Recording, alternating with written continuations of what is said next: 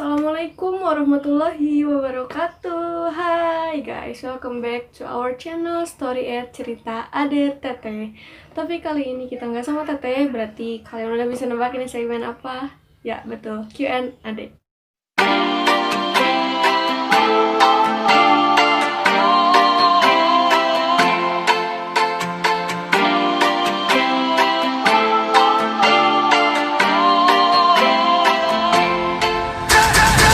Seperti biasa, aku mau ingetin sama kalian sebelum nonton jangan lupa klik tombol like, share, komen, dan juga subscribe supaya kalian dapat notifikasi setiap kita update. Bagian dari kalian pasti nanya kenapa sih aku pakai seragam, masih kayak jadi aku pakai seragam karena aku sekarang masih kelas, lagi break aja, tapi aku kebetulan dapat ide gitu buat bikin konten ini.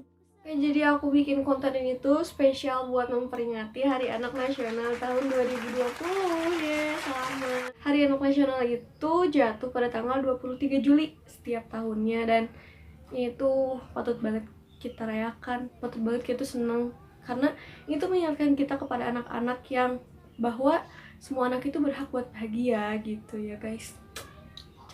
Jadi di konten kali ini aku tuh pengen banget ngebahas tentang 6 jenis karakter generasi yang sering kalian tuh sebut-sebut kayak aku generasi milenial guys, aku tuh Gen Z, aku tuh Gen A, B, C, D, F, G. Yang sering banget kita denger tuh kan generasi milenial gitu ya, generasi dimana anak-anak tuh udah pada mulai kenal gadget, pokoknya udah update banget deh tentang info terbaru, itu tuh generasi milenial. Tapi sini aku bakalan bahas lebih jelas lagi tentang karakter-karakter generasi. Itu ada 6 ya. Dan aku di sini bakal jelasin mulai dari tradisionalis. Tradisionalis itu generasi yang lahir pada tahun 1922 sampai 1945. Dimana generasi ini tuh lahir di saat negara kita itu sedang mengalami krisis ekonomi. Gak negara kita doang, pokoknya lagi krisis ekonomi global. Mereka tuh kayak merasakan susahnya tuh gimana, pokoknya gitulah ya. Jadi mereka itu generasi yang paling punya semangat patriotisme tinggi dibanding generasi yang lainnya. Dan berikutnya ada baby boomers, yaitu generasi yang lahir tahun 1945 sampai 1964. Jadi baby boomers ini udah mulai maju pemikirannya, udah berorientasi untuk pencapaian karir. Kenapa sih? Jadi generasi baby boomers itu mereka pikirannya udah mulai berorientasi tentang karir. Karena apa? Mereka berpikir gimana caranya supaya kelak anak cucu mereka nanti tuh nggak hidup kayak mereka gitu kan. Mereka itu hidup di mana dunia, semua negara di seluruh dunia itu lagi mengalami krisis ekonomi kan, disebut juga krisis ekonomi global. Jadi mereka udah mulai berpikir gimana caranya aku harus mensejahterakan keluarga aku nanti, kayak gitu mereka mikirnya. Terus baby boomers itu mereka pertumbuhan kelahiran juga pesat, dan mungkin sebagian orang tua kita lahir di zaman ini gitu ya. Berikutnya ada generasi X, yaitu generasi yang lahir tahun 1965 sampai 1980. Nah, generasi ini tuh udah mulai perkembangan teknologinya tuh udah mulai gitu ya, udah mulai berkembang gitu. Meskipun dimulai dari hal-hal sederhana kayak misalnya video game, terus kayak website kayak gitu, pokoknya udah dimulai dari generasi X ini. Kayak misalnya dulu tuh ada game apa sih di HP tuh kayak yang Snake gitu, yang ular gitu kan, gitu udah mulai ada sosmed juga. Sosmed dulu yang pertama tuh apa gitu ya, aku nggak ngalamin zaman ini jadi aku nggak tahu, pokoknya udah mulai mereka tuh tahu tentang teknologi meskipun baru sederhana.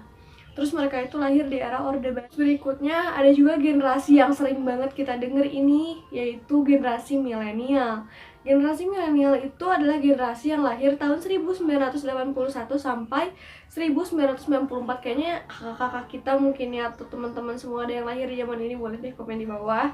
Dan itu tuh udah mulai mengutamakan solidaritas, eksistensi, kebahagiaan itu kayak penting banget gitu ya. Dan mereka tuh berpikiran lebih demokratis gitu.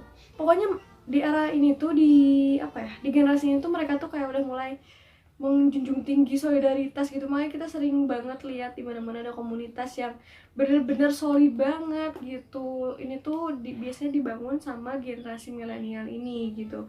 Dimana teknologi juga kan udah mulai berkembang gitu, jadi udah mulai gampang lah ya buat kita kumpul-kumpul, sosialisasi, pokoknya udah mantap banget, generasi ini keren. Berikutnya ada generasi Z, yaitu generasi yang lahir tahun 1995 sampai tahun 2010. Jadi generasi Z ini adalah generasi yang gak bisa lepas dari gadget sama sekali, dan aku ngerasain ini karena aku generasi Z gitu ya. Jadi generasi Z ini tuh emang susah banget buat lepas dari gadget karena perkembangan teknologinya udah maju, sosmed segala macam udah ada gitu ya, koneksi lancar gitu kan, kayak enak banget gitu. Makanya di generasi Z ini tuh kita bener-bener susah lepas dari gadget. Bahkan ada penelitian yang menyatakan bahwa generasi Z itu buka sosmednya, cek sosmednya itu setiap 1 jam sekali. Kayak bayangin gak sih, kita sekali megang gadget aja mainnya lama banget gitu kan, apalagi ini ngeceknya 1 jam sekali. Dan cita-cita di situ udah beda banget gitu ya, karena kayak kakak-kakak kita, orang tua kita, cita-citanya apa sih? Lu kayak pengen jadi dokter, pengen jadi guru. Coba tanya deh anak SD sekarang aja, atau anak SMP deh tanya, kamu cita-cita mau jadi apa? Ada sih yang cita-cita jadi guru, dokter, atau kayak gitu, tapi lebih banyak tuh cita-cita jadi apa? YouTuber, influencer, beauty vlogger, dan masih banyak lagi. Pokoknya cita-cita itu udah unik-unik banget. Tapi di sini tuh generasi yang potensial banget, karena Indonesia bakalan menginjak bonus demografi di tahun 2040 nanti kalau nggak salah, dan gitu generasi potensialnya lah gitu ya. Jadi kita bener-bener harus dididik sampai jadi generasi yang berkualitas. Pokoknya semangat generasi Z. Aku tahu kita lahir di zaman teknologi sudah sangat maju. Yang terakhir ada generasi alpha, yaitu generasi anak-anak yang lahir tahun 2010 ke atas. Itu kayak ponakan aku juga lahir 2010, dan dia itu masuknya generasi alpha. Kenapa generasi alpha? Karena ya baru-baru lahir gitu kan. Terus ada juga yang menyatakan bahwa 2,5 juta generasi alpha ini lahir setiap minggunya. Kebayang gak sih bakal membludak kayak gimana gitu ya anak-anak nanti. Ya pokoknya gitulah ya. Terus generasi alpha ini tuh lebih tertarik sama gadget daripada permainan tradisional lainnya.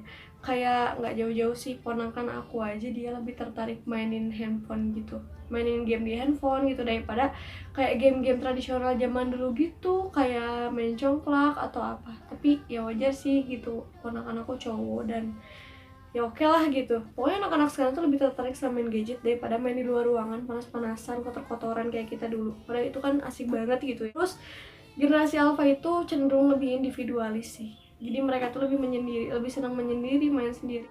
Terus nilai plusnya di generasi ini juga sama kayak generasi Z sih ya. Jadi di generasi ini tuh anak-anaknya tuh udah mulai berpikir kritis, dan ini tuh keren banget. Pokoknya ini tuh tantangan banget buat negara kita Indonesia. Ini pemerintah supaya gimana caranya menangani agar anak-anak di generasi Z sama Alpha itu bisa menjadi generasi yang berkualitas dan juga bisa membanggakan tanah air kita tercinta Indonesia. Kali itu aja kali ya di konten ini ya. Semoga kalian bisa lebih terbuka wawasannya, bisa lebih tahu lagi, dan mungkin ada yang lebih paham tentang karakter generasi ini, boleh deh komen di bawah kita sharing. Dan aku juga mau ngucapin buat teman-teman yang udah subscribe, makasih banget, dan terus pantengin kita pokoknya. Dan di next Q&A bakal ada hal yang lebih menarik lagi, tunggu aja ya pokoknya. Makasih, semoga bermanfaat buat teman-teman. Jangan lupa di-share juga ke teman-temannya. Dan makasih. Assalamualaikum warahmatullahi wabarakatuh. Dadah. Main di halaman sampai